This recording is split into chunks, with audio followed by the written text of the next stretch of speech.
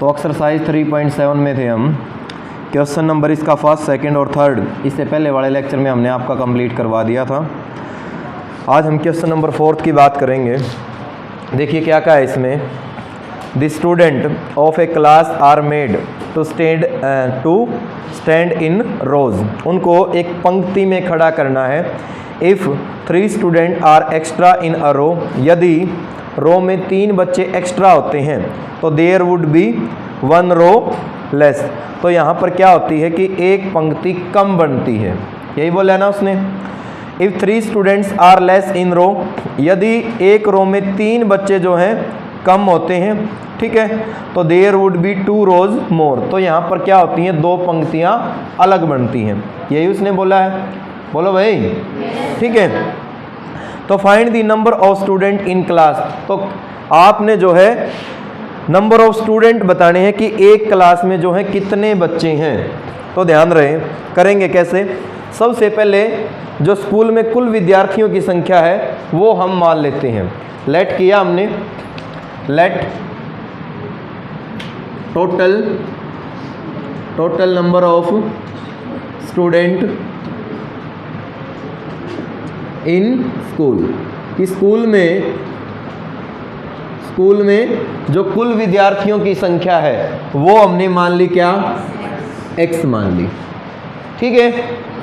उसके बाद टोटल रोज हमने मान ली जो लाइन बनाई जाती हैं, जैसे असेंबली में आप लाइन बनाते हो, ठीक है ना, उनको हिंदी में पंक्ति बोलते हैं। आपने जैसे असेंबली में सुना भी होगा, कई बार जब हिंदी में प्रेयर होती है तो हम ऐसे नहीं बोलते हैं कि पहली पंक्ति अपनी कक्षा की ओर प्रस्थान करें, ठीक है, उसको इंग्लिश में आप रोज बोलते हैं। तो उन रोज की संख्या हम n मान लेते हैं। लेट टोटल नंबर ऑफ रोज, ठीक है, जो पंक्ति है उनको हमने मान लिया n मान लिया। आप n नोटेशन दे, m दे, p, q, r कुछ भी दे सकते हैं, कोई जरूरी नहीं है। मैंने n दी है तो आप भी n ही दें, ठीक है। अब एक रो में जो कुल विद्यार्थी हैं उनको भी हम मान लेते हैं, ठीक है। लेट हमने मान लिया total number of students in 1 रो, ठीक है। एक रो में मान लिया वो एक क्लास के ही बच्चे हो गए एक तरह से, ठीक है। कैसे निकलेंगे, आइडिया लगाओ भाई। हमारे पास टोटल विद्यार्थियों की संख्या है x, टोटल जो लाइन बन रही है वो है n, और एक लाइन में मैं विद्यार्थी पूछना चाहता हूं कितने हैं, तो कैसे निकलेंगे, x बाय n ही निकलेंगे भाई, ठीक है ना। तो होगा क्या, ये x हमारे पास कुल और n रोज थी तो x बाय n। अब इसका मतलब क्या हो गया, एक लाइन में जो कुल विद्यार्थी हैं वो कितने हैं, x बाय n है, और इसको हमने डिनोट कर लिया y से, कि हमने मान लिया कि एक लाइन में जो कुल विद्यार्थी हैं वो कितने हैं, y है। लेकिन निकलेंगे कैसे, x बाय n से। ये बात समझ में आई या नहीं आई, ठीक है। तो y हमारा इक्वल है x बाय n के। बोलो, हम कितना कलर का 10th क्लास से। जाओ भाई, कौन है अंकित, जाओ। तो y हमारा किसके इक्वल होगा, x बाय n के इक्वल होगा। अब ध्यान दीजिए कहा क्या है उसने, उसके अकॉर्डिंग हम चलेंगे। इसको हमने इक्वेशन नंबर फर्स्ट मान लिया। थोड़े से नाम मात्र से डिफिकल्ट क्वेश्चन होते हैं मिसलेनियस के, मैंने आपको पहले बताया था। स्टेटमेंट पे आइए, उसने कहा है if 3 student are extra in row, यदि रो में कितने स्टूडेंट ज्यादा हो भाई, 3 ज्यादा हो, तो there would be 1 row less. तो यहां पर एक पंक्ति जो है कम बनती है। अगर रो में ज्यादा हो, कितने ज्यादा हो, 3 बच्चे ज्यादा। रो में हमारे पास बच्चे कितने हैं, y में 3 जोड़ो तो y प्लस 3 हो गया। ये बात समझ में आई आपको, ठीक है। x हमारा एज इट इज। तो हमारे पास नंबर ऑफ रोज कितनी बनेंगी, फिर क्या कहा उसने, एक कम। तो एक कम कर दो, इसमें से कितना हो गया, n-1। ये बात समझ में आई या नहीं आई, ठीक है। क्रॉस मल्टीप्लाई कर लो, यहां से कितना हो गया, y प्लस 3 इंटू में n-1 इज इक्वल टू कितना हो गया, x। यही हो गया ना। और इक्वेशन फर्स्ट से आप x की वैल्यू भी निकाल लो, कितनी है x की वैल्यू, yn, क्योंकि n को मैं इस साइड लेके आऊंगा, कितना हो जाएगा, वाई एन हो जाएगा। तो x मेरा किसके इक्वल रह गया, वाई एन के। ये बात समझ में आई है या नहीं आई है? कंफ्यूज नहीं होना है। जो इक्वेशन फर्स्ट है x by n is equal to y है, अगर वहां से मैं x की वैल्यू निकालूंगा तो मैं क्रॉस मल्टीप्लाई करूंगा। मैं y की मल्टीप्लाई n से करूंगा तो वाई एन हो गया, a की मल्टीप्लाई करूंगा x से तो x हो गया। ठीक है, उसके बाद ये मैंने फर्स्ट कंडीशन लगाई है, अगर एक रो में 3 बच्चे ज्यादा हैं तो रो की संख्या एक कम बनेगी। सीधी सी बात है, बच्चे दूसरी रो में शिफ्ट हो जाएंगे तो एक रो हमारी क्या हो जाएगी, कम हो जाएगी।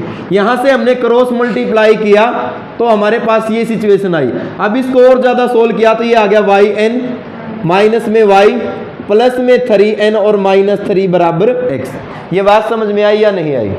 बस मल्टीप्लाई ही की है, पहले y से कर दी फिर 3 से कर दी। अब हो क्या गया कि वाई एन तो एज इट इज प्लस में 3n भी as it is minus y minus 3, x की जगह मैं क्या रख सकता हूं बोलो, वाई एन। और रीजन में आप लिख दें यूजिंग इक्वेशन फर्स्ट, एक का यूज करने पर। कारण आपने जरूर लिखना है। ठीक है, तो वाई एन से वाई एन क्या हो गया, कैंसिल। रह गया कितना आपके पास, 3n माइनस वाई किसके बराबर हो गया, इस साइड 0 हो गया ना, तो कितना हो जाएगा बराबर में 3। इक्वेशन क्या आ गई, सेकंड। ये बात समझ में आई या नहीं आई? आगे उसने क्या कहा सेकंड कंडीशन में, सेकंड कंडीशन में उसने क्या कहा, लाइन को पढ़ो जो दे रखी है। उसने कहा है, क्या कहा, if 3 student are less in row, यदि रो में से 3 बच्चे कम कर दिए जाएं तो पंक्तियों की संख्या क्या होगी, 2 ज्यादा होगी।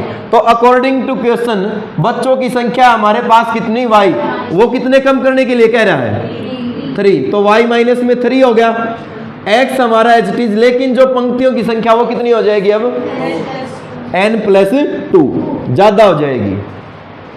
बात आई समझ में आपको? ठीक है ना? तो ध्यान दें, अब होगा क्या, क्रॉस मल्टीप्लाई करो, इसकी भी कितना हो गया, y माइनस 3 n प्लस 2, यही हो गया। और किसके इक्वल हो गया ये, x के। फिर मल्टीप्लाई करो तो y n प्लस में 2y माइनस 3n और माइनस 6 बराबर x। और x हमारा किसके इक्वल है, yn। रीजन में आप लिख दें यूजिंग इक्वेशन फर्स्ट। तो yn से yn क्या हो गया, कैंसिल। तो ये आ गया मेरे पास 2 माइनस 3n बराबर 6। इक्वेशन सेकंड मैंने इसको मान लिया, थर्ड मान लिया। ठीक है, तो अब आप ध्यान दें, 2 और 3 से मैंने वैल्यू निकालनी है n और y की।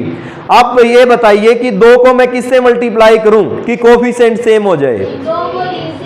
2 को 3 से करोगे, y वाला सेम कर लेते हैं, 2 से ही कर लो। 2 को हमने 2 से मल्टीप्लाई किया तो ये हो गया, माइनस में तो हो गया 2y और प्लस में कितना हो गया 6n और बराबर 9।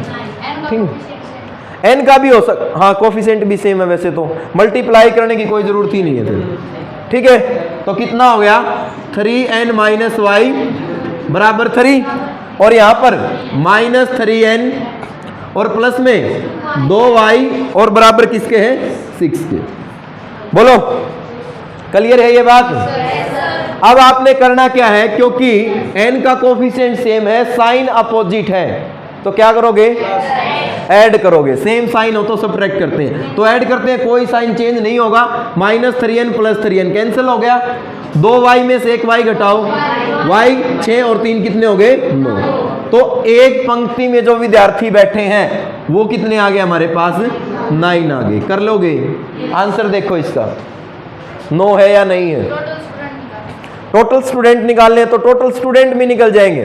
पुट करोगे आप कितना, put y is equal to 9 in equation first. Second में रख लो, चलो सेकंड में हमने रखा कितना हो गया 3n, y की value 9 is equal to 3n किसके इक्वल आ गया 12, और n की वैल्यू कितनी आ गई 4, तो n आ गया हमारे पास कितना 4। और टोटल स्टूडेंट आपने निकालने हैं तो x हमारा आ जाएगा, y तो हमारा 9 और n है हमारे पास 4, कितना हो गया 36। कर लोगे? बोलो।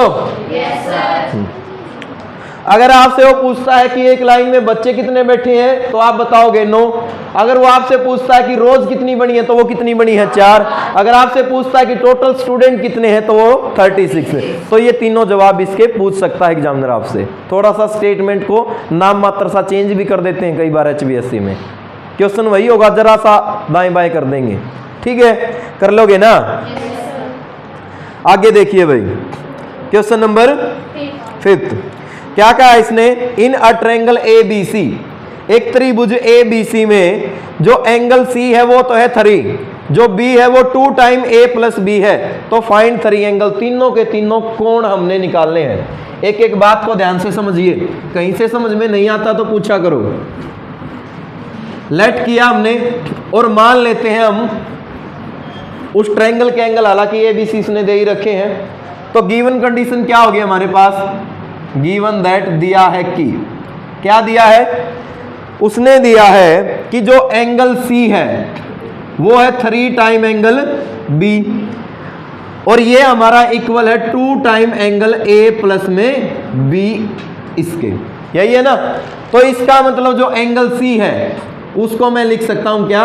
2 टाइम एंगल A प्लस में एंगल B, और मैं लिख सकता हूं 3 टाइम एंगल B इक्वल होगा 2 टाइम एंगल A प्लस में एंगल B। यही बात गिवन है ना? और क्या है कि angle A plus angle B plus angle C किसके इक्वल होता है? 180। रीजन में आप लिखोगे क्या?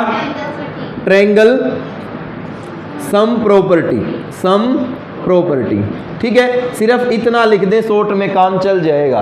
या आप ये भी लिख सकते हैं, कंप्लीट लाइन आपने लिखनी चाहे तो, कि sum of all interior angle of a triangle is 180 degree. कि त्रिभुज के इंटीरियर का मतलब होता है अंत्य कोणों का योग, कि त्रिभुज के अंदर के तीनों कोणों का योग कितना होता है? 180। या फिर शॉर्ट फॉर्म आप ऐसे लिख दें, वो भी आपका ठीक है। तो ध्यान दीजिए, अब ये स्टेटमेंट यूज करने के लिए मैं करूंगा क्या? मैंने मल्टीप्लाई किया दोनों तरफ 2 से, तो ये हो गया मेरे पास 2 time angle A plus angle B plus angle C is equal to 2 से मल्टीप्लाई करूंगा तो 360। दोनों तरफ मल्टीप्लाई किया, कोई फर्क नहीं पड़ेगा, क्योंकि ये 2 इस साइड जाके कहां जाएगा? डिवाइड में, और 2 से 2 क्या हो जाएगा? कैंसल। अब मैंने क्या किया? मैंने लिख दिया इसको 2 time angle A plus angle B, इनको तो इकट्ठा लिख दिया, और प्लस में लिख दिया 2 time angle C is equal to 360। बोलो, ये बात समझ में आई या नहीं आई? भाई इस 2 की गुणा इन 2 के साथ तो इकट्ठी लिख दी, और इसके साथ अलग लिख दी, कोई दिक्कत नहीं है। यहां तक करेंगे क्या हम? क्योंकि 2 time angle A plus angle B किसके इक्वल है? एंगल C, और 2 टाइम एंगल C किसके इक्वल आ गया? 360।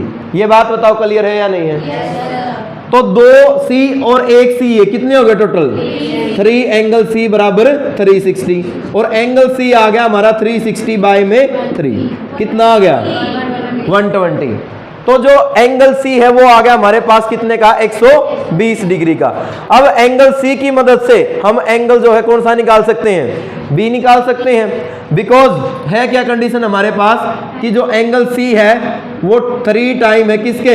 एंगल B के। C की वैल्यू रखो, 120 बराबर कितना हो गया? 3B हो गया। इस साइड लेके आओ तो 40 डिग्री आ गया एंगल B। एंगल B भी आ गया हमारे पास। एंगल B की मदद से हम क्या निकाल सकते हैं? एंगल कौन सा? A रह गया। A आप यहां रख लो, इससे भी काम चल जाएगा। तो 3 एज इट इज, B की वैल्यू कितनी है? 40 is equal to 2 as it is, angle A plus में एंगल B की वैल्यू कितनी है? 40। ठीक है, इस 2 को इस साइड लेके आओगे तो ये आएगा डिवाइड में, कितना हो गया? 20 की मल्टीप्लाई 3 से 60, 40 को इस साइड लेके आओ, कितना हो गया? कर लोगे? अगर डाउट लगे तो 20 प्लस में 40 कितना हो गया? 60, और 60 और 120 कितने हो गए? और सम कितना आना चाहिए था? कर लोगे ना सोल्व? समझ में आ गया?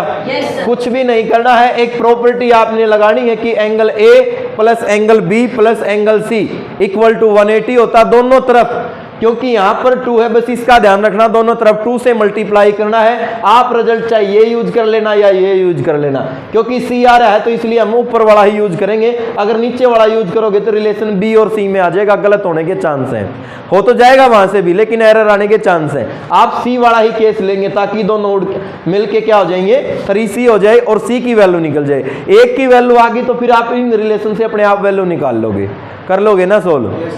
आगे देखो क्या कहा है इसने। कहा क्वेश्चन नंबर 8 में ABCD is a cyclic quadrilateral. ABCD हमारे पास एक साइक्लिक क्वाड्रिलेटरल ये होती है बेटा, जो एक सर्कल के अंदर जो क्वाड्रिलेटरल बनती है ना, उसको बोलते हैं साइक्लिक क्वाड्रिलेटरल। ठीक है, यानी कि चक्रीय चतुर्भुज हिंदी में बोला जाता है इसको। तो उसने कहा find the angle of cyclic quadrilateral, इसके आपने जो है एंगल निकालने हैं। ध्यान रहे, आसान क्वेश्चन है, बिल्कुल बहुत आसान सा क्वेश्चन है। अच्छा 6th ये रह गए। ओहो गलती में बोल गए भाई, जोश जोश में उसको दिया। क्वेश्चन नंबर 6 पे आइए वापस।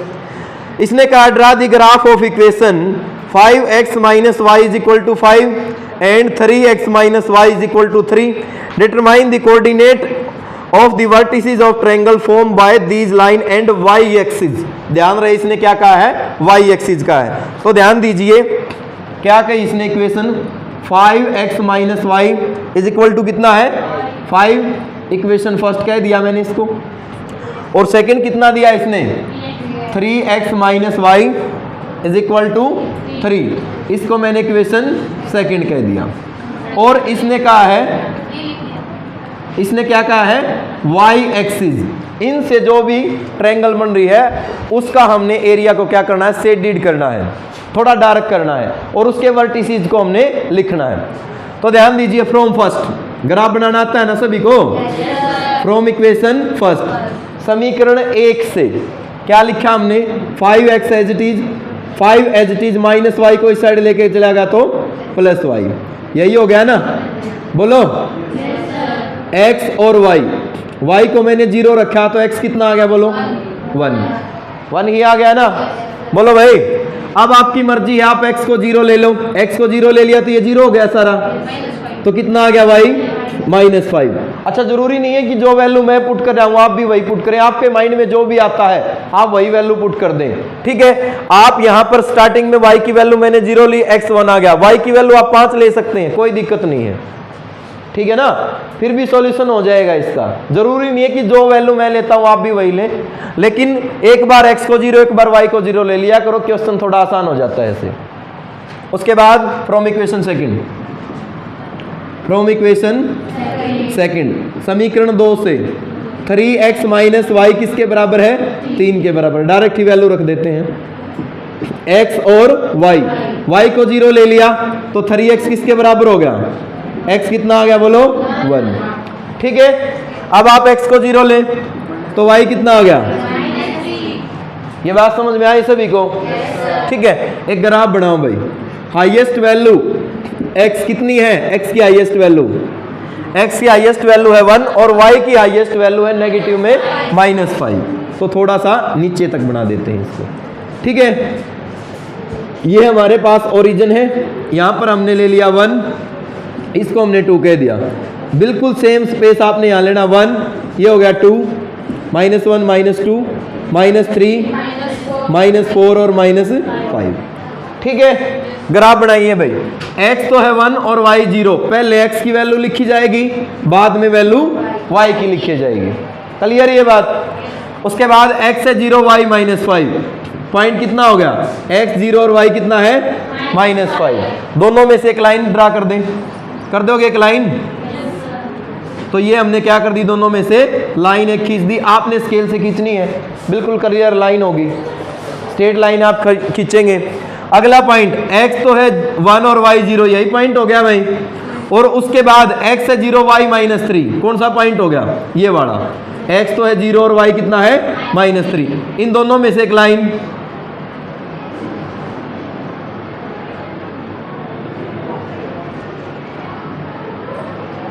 कर दोगे ना,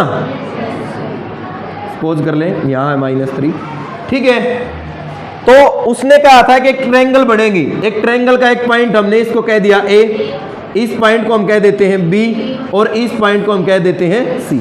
तो वर्टिसेस क्या आगे बोलो, वर्टिसेस क्या आगे बताना, A कितना है बोलो 1,0, B कितना है बोलो 0 और C कितना है 0 और -5। कर लोगे ना? आप पॉइंट भले ही अलग ले लेना, लेकिन आंसर सभी के मैच होंगे। और ये छोटी सी ट्रायंगल बनी है, अगर आपको दिखाई दे रही हो तो ठीक है, इसको आपने डार्क भी कर देना है, कोई दिक्कत वाली बात नहीं है। कर लोगे? बोलो आंसर मैच करो इसका। आप कोई भी पॉइंट ले लेना, फिर भी यही वर्टिसेस आएंगे, ये गणित की खास बात है। कर लोगे? अगला क्वेश्चन, बेल हो गई। एक भी दिन आपका 50 मिनट कंप्लीट लेक्चर लगा नहीं है अभी तक, मजा नहीं आ रहा काम करवाने में आपकी क्लास में। चलो डाल दे इसमें।